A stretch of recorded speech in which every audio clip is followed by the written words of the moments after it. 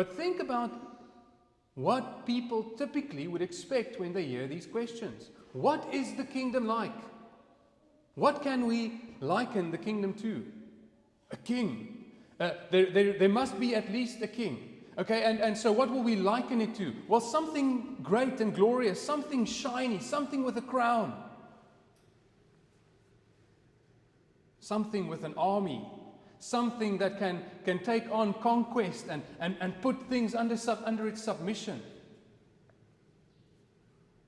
In fact, it seems that even the disciples at this point and still much later in Mark's gospel expected something like this. They expected that Jesus would be something of this conquest-making king who brings all the Romans and every oppositional force against God's people under the submission of Christ in this world. But Jesus says, no, the kingdom is like a grain of mustard seed. It's like a mustard seed. And Jesus then tells us that the mustard seed, is the smallest of all the seeds on the earth.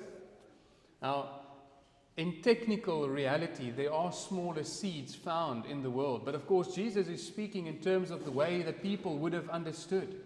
He speaks about the seeds that they were handling, maybe even on a day-to-day basis or at least on a seasonal basis. They would plant these mustard seeds in their gardens, at least once a year, because it's an annual plant. It has to be replanted every year. So the people knew the mustard seed. And what they also knew about the mustard seed is that even though the mustard seed is tiny, it grows up to be one of the largest garden plants. And so that's the point that Jesus is making. The point is almost too clear to have to say anything further about it. The kingdom comes, it begins very small, and it grows up to be very large.